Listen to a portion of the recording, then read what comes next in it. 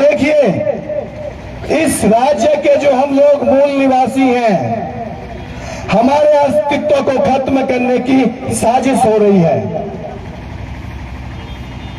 ये साजिश हो रही है हमारी अपनी पहचान को खत्म करने के लिए, हमारी संस्कृति को खत्म करने के लिए। और इन्होंने हमारी सांस्कृतिक पहचान को खत्म करने के लिए क्या किया? ये सरकारें इस राज्य में यूसीसी कानून ले आई। ये यूसीसी कानून में जो लिव इन रिलेशनशिप का प्रावधान रखा गया है, बिना शादी के जोड़े आपस में रह सकते हैं, ये हमारी संस्कृति को खत्म करने की बड़ी साजिश है। इस यूसीसी में 1 साल का प्रावधान कर दिया गया है। इस बात की गंभीरता को आपको समझना होगा। कोई भी व्यक्ति इस राज्य में 1 साल से सरकारी योजनाओं का लाभ ले रहा होगा तो इस राज्य का स्थायी निवासी माना जाएगा। और आप तय मान के चलिए, जो कल के आए हुए लोग इस राज्य में हैं, उनको नौकरियां मिलेंगी, उनको ठेकेदारी मिलेगी, उनको रोजगार मिलेगा, तमाम तरह के संसाधन उनको मिलने शुरू हो जाएंगे। फिर हमारा क्या रह जाएगा? क्यों हमने खून बहाया? क्यों इतना बड़ा आंदोलन इस राज्य के लिए किया? क्यों हमारी मातृशक्ति लड़ी? क्यों हमारे नौजवान लड़े? क्यों हमारे पूर्व सैनिक लड़े? क्यों आप लोगों ने इस राज्य को बनाया? इस बात को आपको समझना होगा। क्या आपने ऐसे राज्य की कभी कल्पना की थी? किसी ने भी कल्पना नहीं की थी। इस राज्य को अगर कोई बचा सकता है तो सिर्फ आप लोग बचा सकते हैं। दूसरा कोई इस राज्य को बचाने के लिए नहीं आएगा, कोई नहीं आएगा। आपको अपनी ताकत खुद खड़ी करनी होगी। आपको एक एक व्यक्ति को इस आंदोलन से जोड़ना होगा। यही आंदोलन हम सबका अस्तित्व इस राज्य में सुरक्षित कर सकता है। इस बात को आप ध्यान में रखें। इस आंदोलन को घर घर गांव गांव तक पहुंचाने का आप लोग काम करेंगे, ऐसा मुझे पूरा भरोसा है। अगर इस राज्य में मूल निवास होता तो ये आप तय मानकर चलिए, पासवान जैसे मेयर इस ऋषिकेश सीट पे चुनाव नहीं लड़ पाते हैं। ये चुनाव इसीलिए लड़ पाए क्योंकि यहाँ मूल निवास नहीं है। और इस बात को आप समझिए, जैसे पूर्व में भी वक्ताओं ने कहा है, आज पासवान जैसे लोग मेयर बने हैं, कल विधायक बनेंगे, मंत्री बनेंगे, मुख्यमंत्री बनेंगे। उसके बाद हम लोगों के साथ क्या होगा इसकी हम कल्पना भी नहीं कर सकते हैं। हमारे लड़के, हमारे बेटे, हमारे भाई सुरक्षित नहीं हैं, हमारी बेटियां सुरक्षित नहीं है। हम अपनी सुरक्षा के लिए, अपने राज्य में अपने संसाधनों को बचाने के लिए, उस पर पहला हक यहाँ के मूल निवासी के लिए हो, उसके लिए लड़ रहे हैं। आप सभी लोग एक ताकत के रूप में खड़े हुए हैं। आज यहाँ पर स्वाभिमान संग्राम क्यों किया जा रहा है, इस बात को भी हमें समझना होगा। आज हमारे ऋषिकेश की धरती से एक बड़ा आगाज होने जा रहा है, शंखनाद होने जा रहा है। शंखनाद का एक नई शुरुआत से है, एक नए परिवर्तन से है, और इसके साक्षी आप सब लोग बनना चाहते हैं। मैं आप लोगों से कहना चाहता हूं, मूल निवास भू कानून की जो लड़ाई इस राज्य में लड़ी जा रही है 2 सालों से, ये लड़ाई की शुरुआत कैसे हुई इसके पीछे भी आपको एक वजह बताता हूं। मूल निवास को लेकर लड़ने वालों में जिन्होंने अपनी अग्रणी भूमिका निभाई थी, उनका नाम भी आप लोगों के सामने मैं साझा करना चाहूंगा। आप लोग परिचित होंगे उस नाम से। उनकी इस लड़ाई की विरासत को हम लोग आगे बढ़ा रहे हैं। एस राजेंद्र टोडरिया जी को आप लोग सब जानते होंगे। उनके सुपुत्र भाई लुसुन टोडरिया जी इस आंदोलन को आगे बढ़ा रहे हैं। एस राजेंद्र टोडरिया जी 2013 से पहले, 13 में उनका देहांत हो गया था, उससे पहले मूल निवास को लेकर सड़कों पे लड़ते थे, लाठियां खाते थे, पुलिस के डंडे खाते थे, हमने उनको देखा है। दुर्भाग्यवश वो हमारे बीच में नहीं है, लेकिन उन्होंने जो इस लड़ाई की शुरुआत की थी आज से 10-12 साल पहले, अब हम सब युवा मिलकर उस लड़ाई को हम मुकाम तक पहुंचाने का काम कर रहे हैं।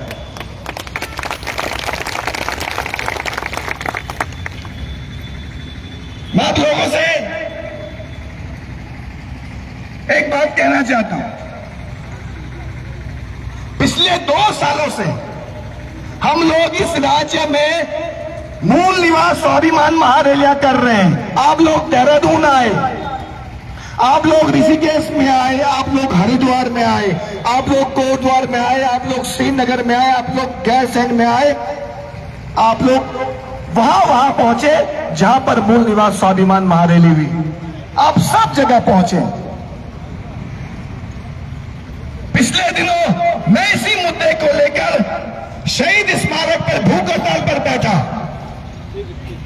देहरादून में, और ये सरकार करती क्या है?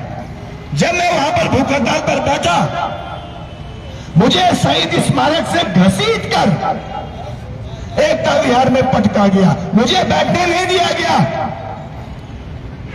मैं अपने अधिकारों के लिए, अपने लोगों की लड़ाई को भूख हड़ताल के जरिए आगे बढ़ाना चाहता था, लेकिन इस सरकार ने मुझे भूख हड़ताल पर भी नहीं बैठने दिया। हम हर रोज सड़कों पे लड़ रहे हैं, चिल्ला रहे हैं, बोल रहे हैं, लेकिन सरकार सुनने का नाम नहीं ले रही है। ये गूंगी बहरी सरकार आपकी आवाज को सुनने के लिए तैयार नहीं है। अब आप सोचिए, हमने जिस आंदोलन को आगे बढ़ाया, आप लोगों ने जिसको ताकत दी, हमने तो यूसीसी नहीं मांगा, लेकिन इन्होंने यूसीसी दे दिया। उसमें भी ऐसे प्रावधान कर दिए जो हमारे यहां के मूल निवासियों के लिए सबसे बड़ा खतरा है। अब आप तय कीजिए। मैं आप लोगों से पूछना चाहता हूं, आज मैं आप लोगों के बीच इसलिए आया हूं, एक सवाल पूछने के लिए आया हूं, आप सभी से राय सुमारी करने के लिए आया हूं, आप सभी से सुझाव मांगने के लिए आया हूं।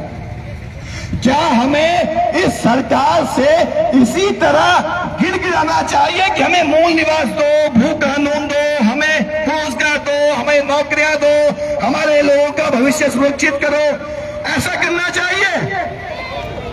अब हमको क्या करना चाहिए, आप लोग बताइए। अब हमारे पास क्या विकल्प बचता है? हम सड़कों पर संघर्ष करते करते हमारी उम्र चली जाएगी, लेकिन सरकार लगता नहीं कि कभी हमारी इन मांगों को मानेगी। तो मैं आप लोगों से पूछना चाहता हूं, क्या आप लोग चाहते हैं आपकी अपनी ऐसी सरकार इस राज्य में बने जो सबसे पहले इस राज्य में मूल निवास का कानून पारित करे और मजबूत भूत कानून बनाए? क्या आप लोग चाहते हैं अपनी सरकार बने? अगर आप लोग चाहते हैं तो सब लोग हाथ उठाकर ये बात कहेंगे, और जो लोग नहीं चाहते हैं वो भी हाथ उठाकर अपनी बात कहेंगे। इसका मतलब सब लोग बदलाव चाहते हैं, सब लोग परिवर्तन चाहते हैं इस राज्य में। और आप लोगों ने जो ये संदेश आज यहां से दे दिया है, आपका ये संदेश पूरे राज्य में 70 विधानसभाओं में हम लेकर जाएंगे कि ऋषिकेश की जनता ने कह दिया है कि उन्हें इस राज्य में इस राजनीतिक व्यवस्था को बदलना है। हम एक एक विधानसभा में जाएंगे, वहां पर भी इसी तरह से सवाल करेंगे और पूछेंगे। हम तब तक सड़कों पर लड़ते रहे। अब इस राज्य की तस्वीर बदलने के लिए, इस राज्य को अपने हाथों में रखने के लिए हमें बड़ा ऐलान करना है, आगाज करना है इस राजनीतिक व्यवस्था को बदलने के लिए। आप लोग ने जो ताकत दी है, जो आप लोगों ने मूल निवास भू कानून संघर्ष समिति पे विश्वास जताया है, मैं आप लोगों को भरोसा दिलाता हूं, आपके इस विश्वास को, आपके इस भरोसे को हम कभी टूटने नहीं देंगे, आपका सर कभी नीचे नहीं होने देंगे। हम आपको भरोसा दिलाते हैं। आज ऋषिकेश की धरती से शंखनाद हो गया है इस राज्य में बदलाव का, और ये शंखनाद अब पूरे प्रदेश भर में हर इस जगह पर होगा जहां पर हमारे मूल निवासी बदलाव चाहते हैं। तो मैं आप सभी का एक बार पुनः इस बात के लिए धन्यवाद दूंगा कि आप लोगों ने आज भी एकजुटता दिखाई है, कभी इस आंदोलन को कमजोर नहीं पड़ने दिया है। अगर आप लोगों की ताकत इस आंदोलन में खड़ी नहीं होती तो हम शायद ही इस आंदोलन को इतना बड़ा स्वरूप दे पाते हैं। आप लोगों की ताकत से ही आज इस आंदोलन को आगे गति मिल रही है, और आगे भी मैं यही चाहूंगा जिस तरह से आज आप लोग यहाँ पर एकजुट होकर आए हैं। और मैं देख रहा था, मुझे उत्तरकाशी से भी कई लोग यहाँ पर मिले हैं, दिल्ली से लोग चलकर आए हैं, चंडीगढ़ से लोग चलकर यहाँ पर आए हैं, जोशीमठ से आए हैं, चमोली से आए हैं, पिथौरागढ़ से आए हैं, गढ़वाल, कुमाऊं, जौनसार के विभिन्न हिस्सों से लोग यहाँ पर आए, हमारे लोग रह रहे हैं वो भी आए हैं, वो नैतिक समर्थन देने के लिए यहाँ पर पहुंचे हैं। तो हमें पूरा भरोसा है कि आप लोगों ने जो ताकत इस आंदोलन में खड़ी की है, आप लोगों की इसी ताकत, एकता से हमें अपने इस राज्य में अपने अधिकार मिलेंगे। अंत में अपनी बात खत्म करने से पहले एक बात फिर से कहना चाहूंगा। कई बार होता क्या है, जब हम कोई कार्यक्रम करते हैं, किसी का भूलवश नाम नहीं ले पाते हैं, किसी को मंच पर नहीं बुला पाते हैं, उनका भाषण नहीं हो पाता है, ये समस्याएं होती हैं बहुत जब कार्यक्रम हम लोग करते हैं। तो मैं आप सभी से भी हम लोग चाहते हैं कि सब लोग मंच पे आए, बोले, अपनी बात को रखें, उनका नाम आए, लेकिन ये संभव हो नहीं पाता है। तो मैं आप लोगों से व्यक्तिगत तौर से भी माफी मांगना चाहूंगा कि आप लोग बिल्कुल भी इस बात को अपने दिल में न रखें कि आपको नाम नहीं लिया, आपको मंच पे नहीं बुलाया, आपको बोलने का अवसर नहीं मिला। ये लड़ाई बहुत लंबी लड़ाई है, बहुत संघर्ष अभी हमको करना है, इस आंदोलन की लौ को जिंदा रखना है। तो मैं यही अनुरोध करना चाहूंगा, इसमें आप लोग बिल्कुल भी इस बात को अपने दिल और जहन में मत रखना है, ये मैं आप लोगों को चाहता हूं।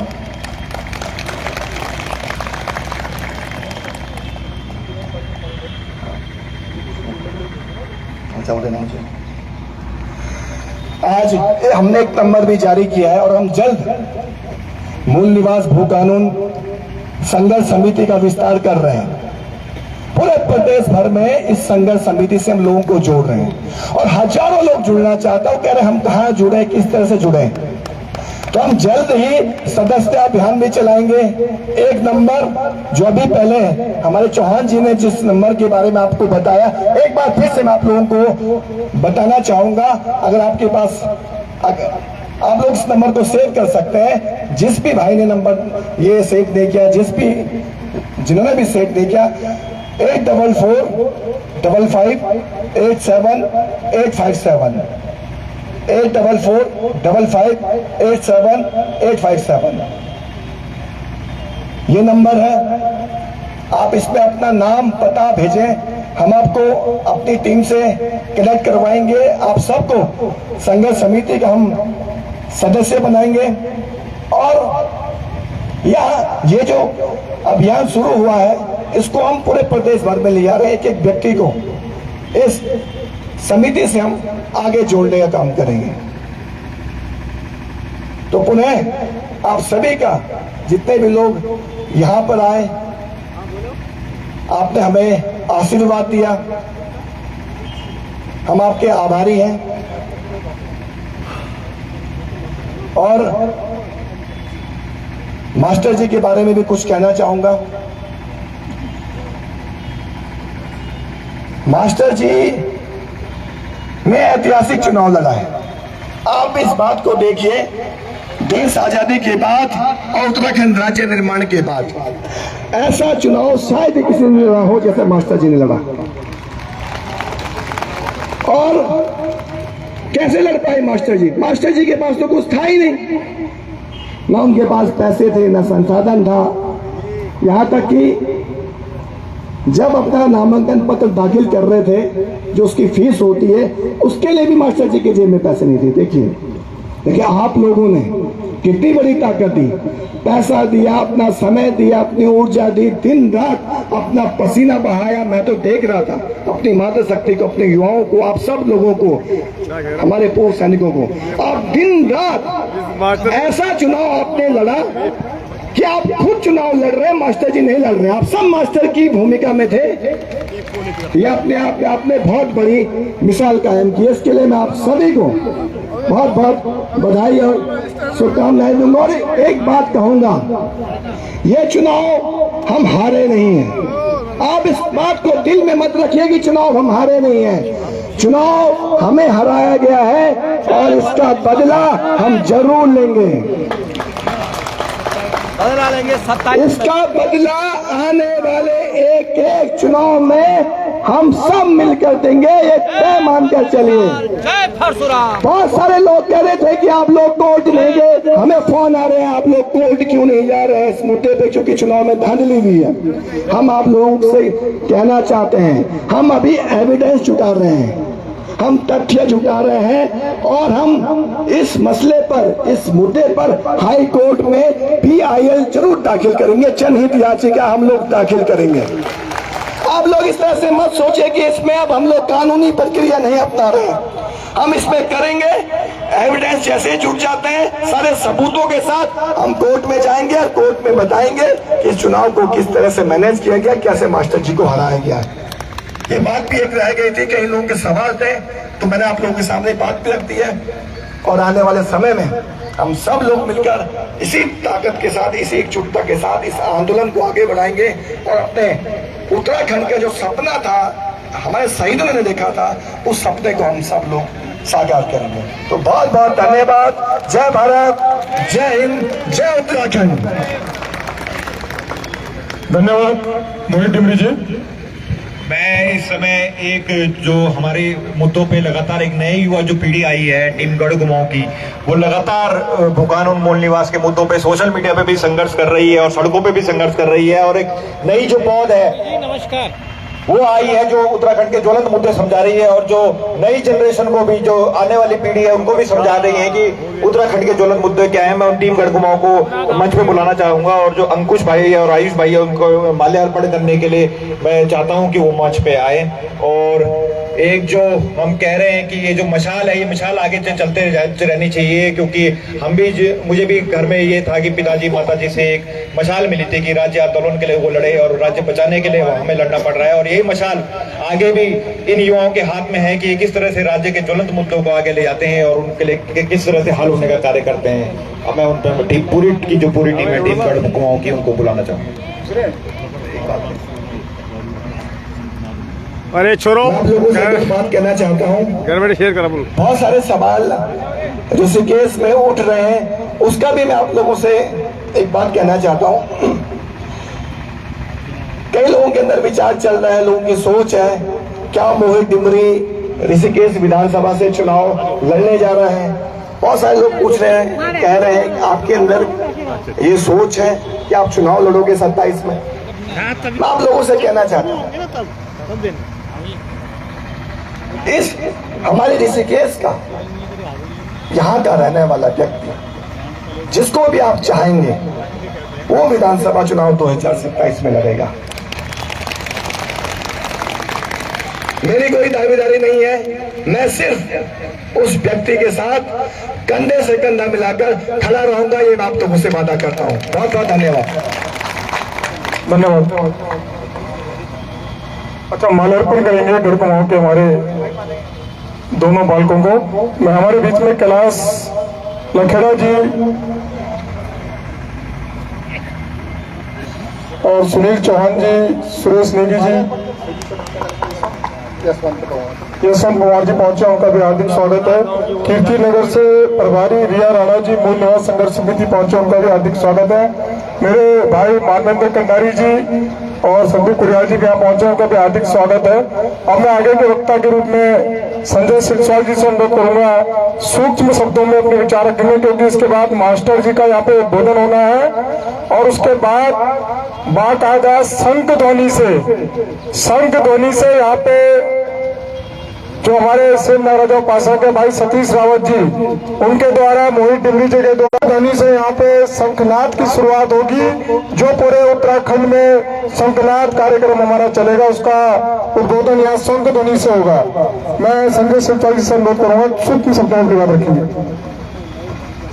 धन्यवाद चौहान जी, और आप सभी को मेरा प्रणाम, आप सभी को साधुवाद। आप यहाँ तक पहुंचे लगातार मूल निवास, भू कानून और उत्तराखंड और क्षेत्र विशेष जो हमारा है उसके ज्वलंत मुद्दों पर आप लोगों का सहयोग लगातार मिल रहा है। आप सभी का धन्यवाद। मैं आप लोगों का ध्यान कुछ दिन पहले दिलाना चाहता हूं। कुछ दिन पहले यही ग्राउंड था, लगभग इसी जगह मंच लगा था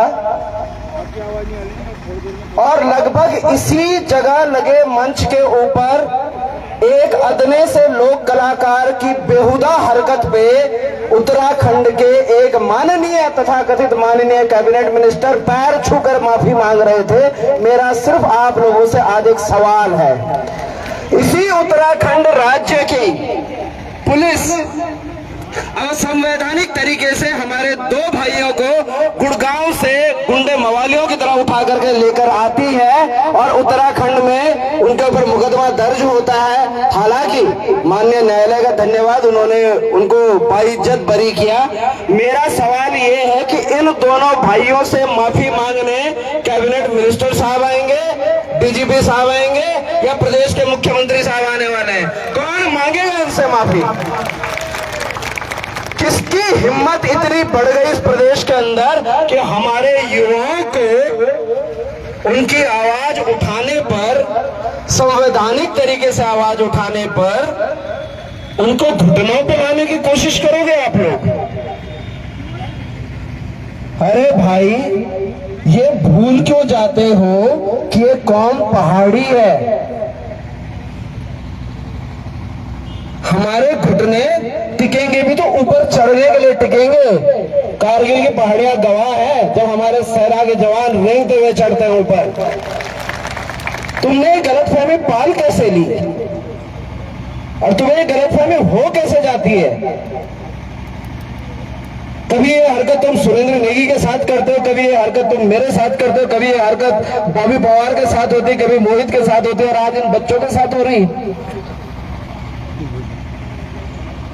ये भूल इसलिए जाते हैं क्योंकि इनका भूत उतारा नहीं जाता। अभी एक बामण देखो तुमन हरसी नया बामण दो हमारा भी ना, वो भी नहीं करो।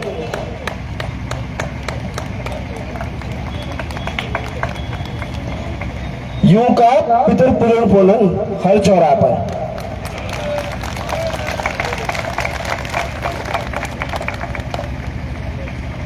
ये लोग इस गलत फहमी का शिकार है कि मात्र चुनाव जीत जाने से आप लोग सही साबित हो जाओगे। मात्र चुनाव जीत जाने से, सरकार बना लेने से आप लोगों की जितने काले कारनामे हैं इन पर पर्दा पड़ जाएगा। ये पर्दा अब पड़ने वाला है और मैं इनको बता देना चाहता हूं कि ये जो काले कारनामों पर पर्दा पड़ा हुआ जो तुम देखते हो, ये पर्दा उन कारनामों पे नहीं पड़ा। वो कारनामे तो नंगे सबके सामने थे। ये पर्दा हमारी अकल पे पड़ा हुआ था, जिसको मास्टर जी ने चुनाव ने हटा दिया है। तो अब ये छुपेंगे नहीं, ये कारनामे छुपेंगे नहीं। आप आकर के यहाँ पे आपने उसके झूठ पे आपने उसके पैर पकड़ के माफी मांगी।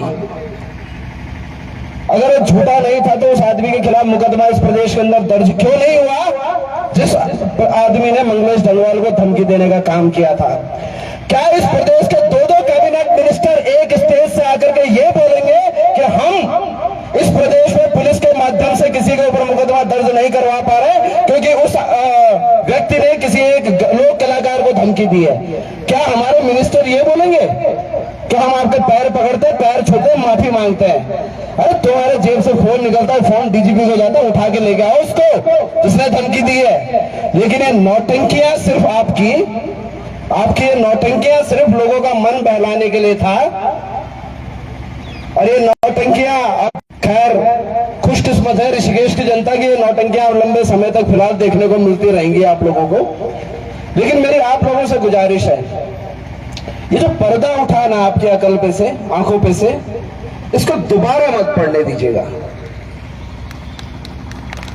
मूल निवास भू कानून हमारी सिर्फ जरूरत नहीं है, अब ये हमारी आन बान शान का सवाल है।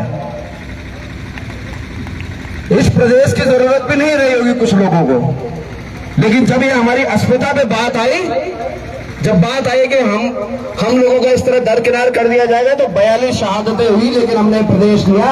अब मैं पूछता हूं कितनी और लोगे, कितनी और लोगे, ले लो, लेकिन भू कानून दो, मूल निवास दो, आएगा तो हमारा हक हमें लौटा कर दो। नहीं, अभी आएगा मास्टर, और ये खैरात में नहीं है, आएगा ये तो उम्मीद कोई नहीं मान रहा। आया मास्टर फूट गए टमाटर। आएगा तो मास्टर ही ये आपसे अपना हक मांगने की बात हो रही है। यूसीसी आप ले आए, किसने मांगा भाई? ये कैसा मास्टर है यार, बिना स्कूल के और हिंदी में एक गाना था ना, हम बोले गैर सैर यूं सोनी दे रहे उनको हम मांग रहे हैं मूल निवास। असलोक बोल रहे थे उनको ट्यूशन पढ़ने के लिए। अरे जोर से बोला जाएगा, बहरों के आगे बोला जाएगा, जिनकी मती मारी गई हो, जिनको बोला कुछ और जा रहा हो, सुनाई कुछ और जगह पड़ रहा हो, उनके आगे क्या करोगे आप? उनके आगे अब हम करेंगे कि आंदोलन सड़क से विधानसभा तक नहीं, धन्यवाद। ये आंदोलन हमारे अंदर भी चलेगा, हमारे जहन में भी चलेगा, और तब तक चलेगा जब तक इस प्रदेश की नीयत, नीति और नियत तीनों वो नहीं होती जो हमारे शहीदों ने सोची। लेवल की मतलब इस प्रदेश की शक्ल जब तक वो शक्ल में नहीं बदल देते तो हमारे प्रदेश के शहीदों ने सोचा था, तब तक ये लड़ाई, ये लॉ बिजली नहीं चाहिए, ये जल्दी रहनी चाहिए। अब हमारे बीच में बहुत सारे लोगों का मानना ये है, कर तो रहा है बॉबी, कर तो रहा है मोहित, मिशन है तो सुरेंद्र नेगी जिता तो दिया हमने एक। अरे एक एक से क्या फर्क पड़ जाएगा भाई? नक्कार खाने में तूती की आवाज हो जाएंगे ये लोग, अगर हम में से हर एक आदमी इनकी तरह ही लड़ना ना सीखा तो। हमको एक लॉ की सुरक्षा नहीं करनी है, हमको हर हाथ को मशाल थमानी है, हर इंसान के अंदर वो ज्वाला जगानी है कि हर इंसान इस प्रदेश के लिए लड़ना शुरू करे। आप सभी, मैं माफी भी चाहता हूं, आज बहुत लेट से पहुंचा क्योंकि मैं पहले ही 3 दिनों से किसी एक प्रोग्राम में था। आप सभी ने यहाँ पे अपनी उपस्थिति दर्ज कराई, इतने शॉर्ट नोटिस पे कराई, मैं आप सभी का धन्यवाद देता हूं। और मैं इस मंच से एक रिक्वेस्ट भी करता हूं मोहित भाई से, सारे लोगों से, कि इस बात को सुनिश्चित किया जाए कि इन दोनों भाइयों से या तो इस प्रदेश की सरकार माफी मांगे, या जिस पुलिस ने हरकत करी उनका मुखिया इनसे माफी मांगे। जब तक इनके ईगो को, जब तक इनके चढ़े हुए दिमाग को घुटनों पर नहीं लाया जाएगा, भाई ईगो इनका है तो हमारा भी तो है। अगर इस प्रदेश में मुट्ठी भर 20-25 हजार लोगों का ईगो हो सकता है, तो इस प्रदेश के 1.5 करोड़ लोगों का भी अपना ईगो है। ये सिर्फ वो बच्चे नहीं है जिन पे इस प्रदेश में जुल्म हुआ, ये बच्चे हमारी शक्ल है, ये उत्तराखंड की अस्मिता पे जुल्म हुआ है। तो इस प्रदेश की सरकार को, इस प्रदेश की पुलिस को इन दोनों से माफी मांगनी होगी। ये मैं चाहता हूं इस मंच से भी ये मांग उठे और आप सब लोगों की तरफ से भी मांग उठे। बहुत बहुत धन्यवाद। धन्यवाद संचार भाई। हमारे बीच में सरोजनी थपलियाल जी, नवनिर्वाचित पार्षद पहुंची है हमारे बीच में। सरोजनी थपलियाल जी, आप सब लोग मंच में आके उन दोनों बालकों का माल्यार्पण करेंगी। सरोजनी थपलियाल जी, हिमांशु पवार जी से अनुरोध है, वह भी मंच में आके इन दोनों बालकों का माल्यार्पण करेंगे। हमारे बीच में पूर्व सैनिक अध्यक्ष बलवंत सिंह रांगड़ जी भी मौजूद हैं, उनका भी हार्दिक अभिनंदन, स्वागत है। इससे पहले कि मैं अपनी दीदी कुसुम जोशी जी को यहाँ पर बुलाऊं मंच में संबोधन के लिए, मैं आशुतोष भाई से अनुरोध करूंगा। आशुतोष कोठारी जी, आशुतोष कोठारी भाई, बिल्कुल सूक्ष्म में, क्योंकि वक्ता बहुत ज्यादा है, बिल्कुल सूक्ष्म अपने विचार रखेंगे। इसके बाद मास्टर जी का संबोधन। सभी को मेरा प्रणाम और आपकी एकता को भी प्रणाम है। आपने जो एकता दिखा रहे हैं, बहुत मजा आ रहा है इस चीज के लिए। मैं ज्यादा बड़ी स्पीच नहीं दूंगा, मैं कुछ पंक्तियां लिख के आया था वो आपको कहूंगा। और मैं आपको एक और बात कहूंगा कि संघर्ष हम रोडों पे नहीं करेंगे, दिमाग से करेंगे, अपने दिमाग से करेंगे संघर्ष और फिर हराएंगे।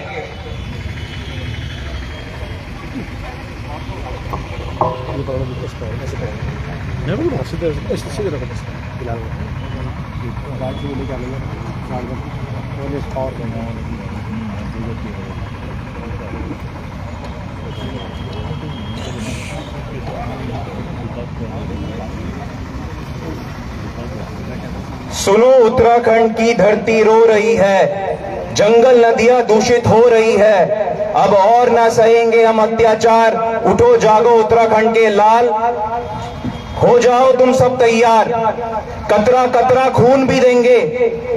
उत्तराखंड को निजी अंग और धोखेबाजों वाले जो है उनको हम भून भी देंगे, हर भ्रष्टाचारी को ढूंढ भी देंगे, कूट भी देंगे और सूद भी देंगे। तो दिमाग से करना है, जो भी काम करना है दिमाग हमें अपना खुला रखना है, बंद नहीं रखना है। संघर्ष सारा दिमाग से करेंगे और आपको जल्दी हम एक नया विकल्प देंगे, उसकी भी घोषणा हो ही गई है और शंखनाद का कार्यक्रम शुरू करते हैं। धन्यवाद आप सभी का।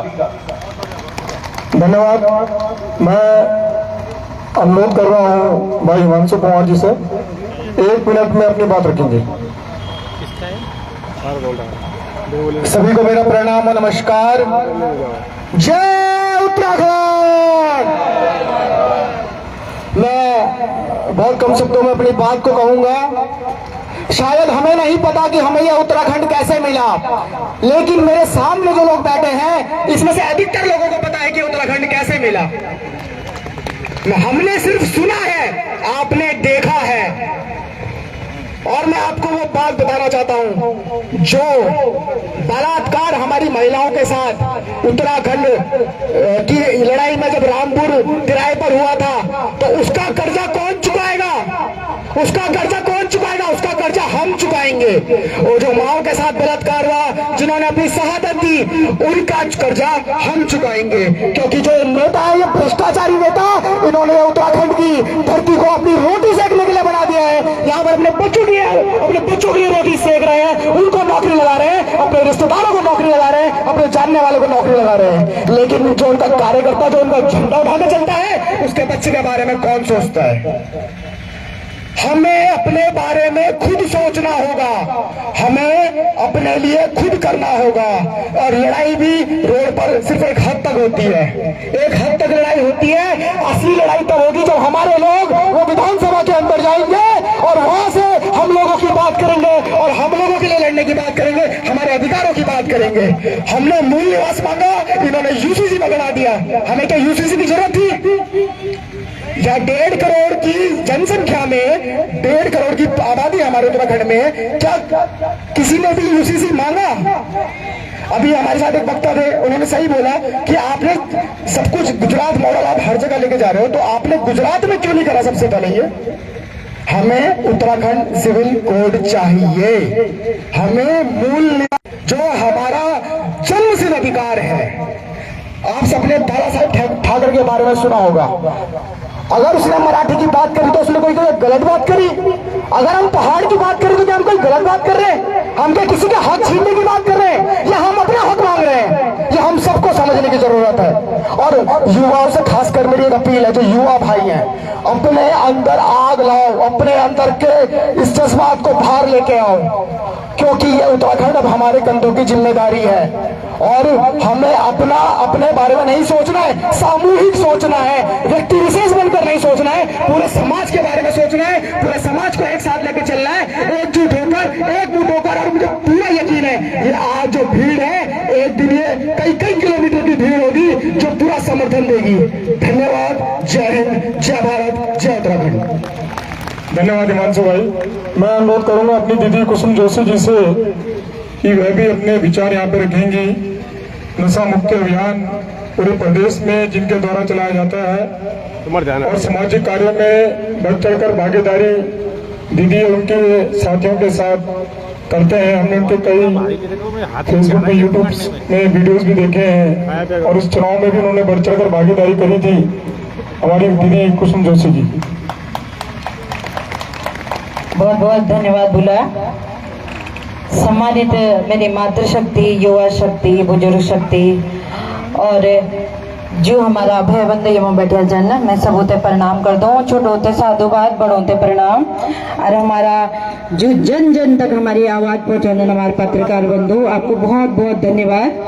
और जो मंच में मेरे बुलाचन ज्यादातर सब छोटे चन में थी, कोई मेरे बेटे से भी छोटे हैं और मेरे बुलाचन, तो मैं सब होते बहुत बहुत बधाई दे दूँ कि आप लोग जो आप देवतुल्य कार्य चुनाव करना कि भाजपा